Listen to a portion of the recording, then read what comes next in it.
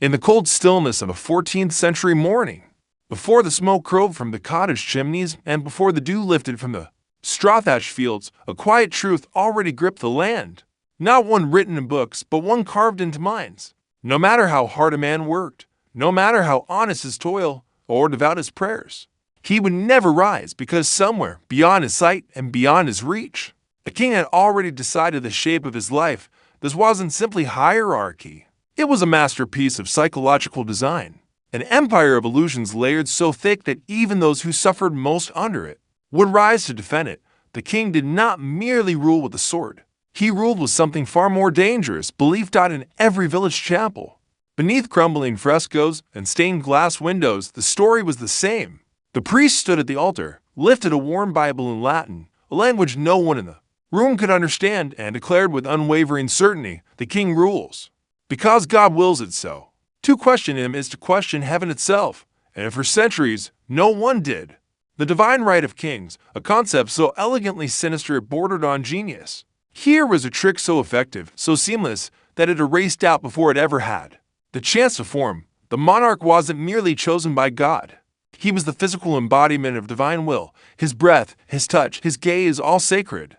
To defy him was not just treason, it was blasphemy, and blasphemy came at a price.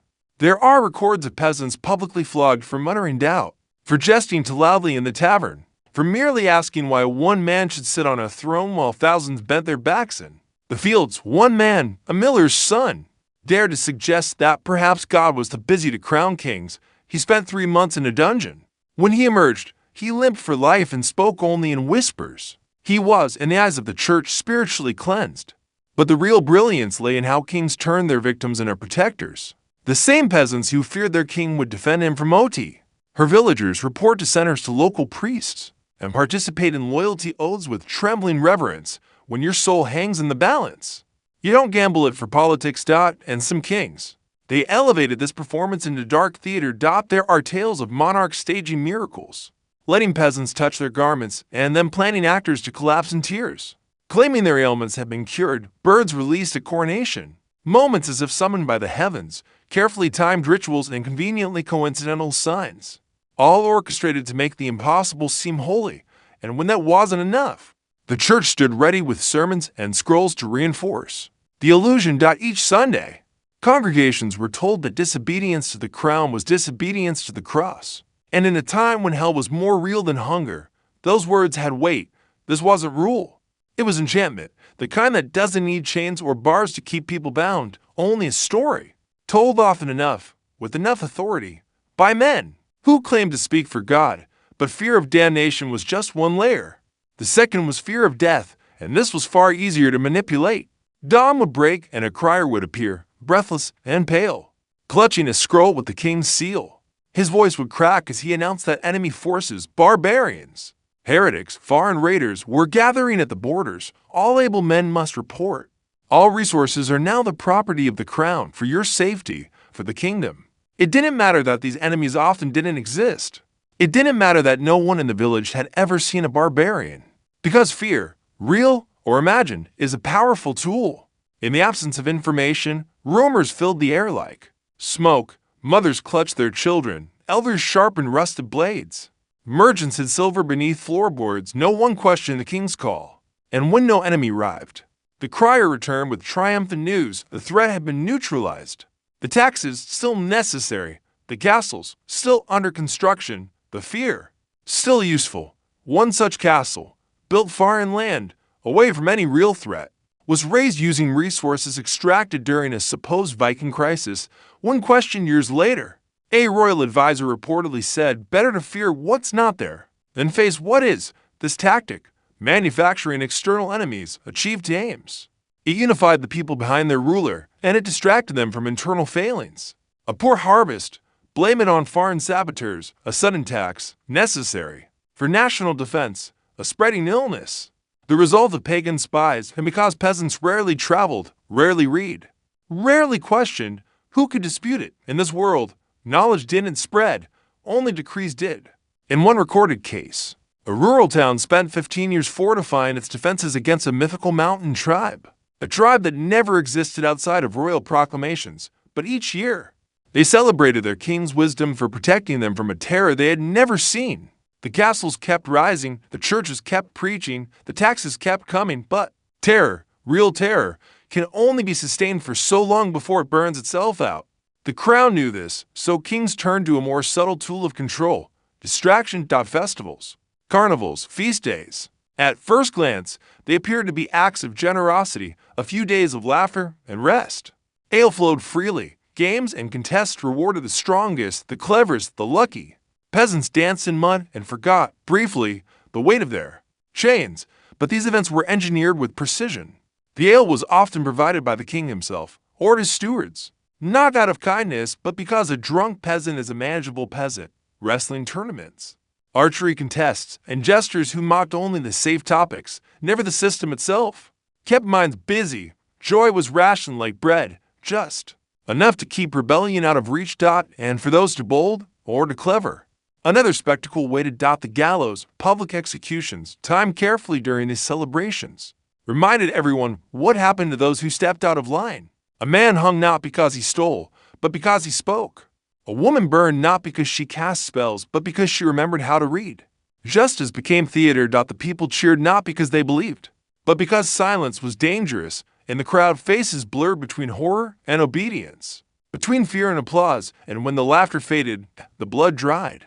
The king appeared generous once more, reducing taxes just enough to seem merciful, a clever trick.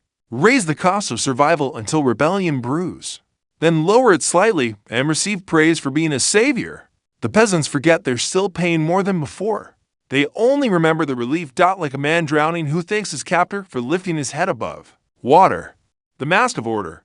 How kings turn control into culture. Not every throne is built on fear. Some are built on routine, the kind so subtle, so habitual, that it becomes invisible. By the late Middle Ages, kings had learned an unnerving truth. If you can define what is normal, you don't need to rule with iron, you rule with rhythm. So they designed the calendar. Not just days and months, but life itself. Every week was anchored by the church, every season by taxes, every harvest by war or tribute.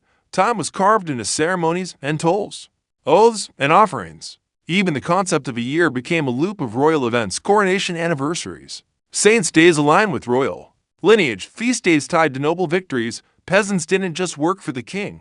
They lived inside his schedule. This, too, was by design. If your every waking hour is spoken for, when do you question the structure that binds it? When kings controlled the calendar, they didn't just manage crops or holidays, they managed minds. Rebellion doesn't begin with fire, it begins with time to think, to ask, to notice cracks in the system. But even kings knew that not all threats came from outside. Some came from within. So they created a mirror, a distorted reflection of their power, and called it nobility. Barons, earls, dukes, granted titles, land, and limited power. Not because they were trusted, but because they were useful. A king couldn't watch every village, but a duke could. He couldn't sit in every courtroom, but a baron would. This wasn't decentralization, it was delegation of fear. The noble class became the front line of control, collecting taxes, enforcing curfews, stamping out dissent, and in return, they were given armor, wealth, and just enough distance from the crown to shield the king from blame if a famine struck. The baron could be blamed if a rebellion brewed. It was the earl's cruelty. The king, distant, benevolent, regretful, too far away to be responsible, too sacred to be challenged. But this illusion only worked because of another trick: bloodlines. The idea that rules should pass not to the strongest or the wisest, but to the next of kin, even if that kin was a child, even if he was cruel, sickly, or half-mad. Why? Because bloodlines sanctified continuity. A system that inherits power through family teaches people that obedience is not about leadership. It's about legacy, and legacy can't be questioned. It can only be endured. In one infamous case, a king's son, known to be unstable and violent, was crowned at age 12. Nobles whispered, priests prayed, peasants braced themselves, but the coronation went on because stopping the ritual would shatter the illusion, and the illusion was everything. Better a mad boy on the throne than no throne at all. The people accepted it, not because they wanted to, but because the alternative was chaos. And chaos, they were taught, was worse than any king. To reinforce this, rulers staged controlled chaos. This is perhaps one of the darkest strategies of all. A sudden outlaw raid in a distant village, followed by royal soldiers arriving just in time. A band of heretics discovered near a town square, rounded up, tried, and burned within days. Fires started in border towns, then extinguished during surprise visits by royal emissaries. The people never saw the strings. They only saw the smoke dot, and every time order returned, it wore the king's crest. But sometimes, threats were too real to fabricate. Famine, plague, drought.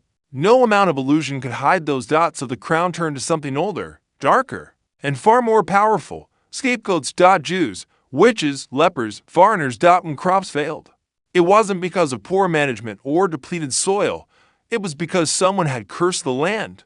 When the plague spread, it wasn't the filthy streets or contaminated water. It was a heretic hiding among them. And so the king, in his infinite justice, punished the guilty, burned them, banished them, displayed them in cages as warnings. He did not stop the famine, but he gave it a face. He did not cure the plague, but he gave it a target. This was more than cruelty. It was psychological warfare. Because fear without direction becomes panic, but fear with the target becomes control. And it worked. The people lined up to accuse their neighbors, to testify, to confess things they never did. They felt safe again, not because they were safe, but because the danger was now someone else. It is in this fog of fear and misdirection that kings discovered their final, and perhaps most insidious, tool, rewriting history. Old records were updated. Scribes altered scrolls. Stories of failed kings vanished. Tales of rebellions quietly omitted. Names erased. Borders redrawn. In monasteries and royal halls, history wasn't preserved. It was designed. The peasants believed their king's line had ruled for centuries without flaw. They believed rebellion had always failed. They believed the world beyond their borders was filled with monsters and madness, because that's what the records said. And the records, like the land, belonged to the king. A truth lost is a truth never questioned. By the 15th century, the result was near total obedience, not because the people were weak, but because the system was strong. So strong, in fact, that even now, echoes of it remain. Even now, we believe certain people belong on pedestals. Even now, we accept suffering if it's dressed in tradition. Even now, we trust a story, even if we don't know who wrote it. The kings are gone, but their tricks, their blueprints, still here.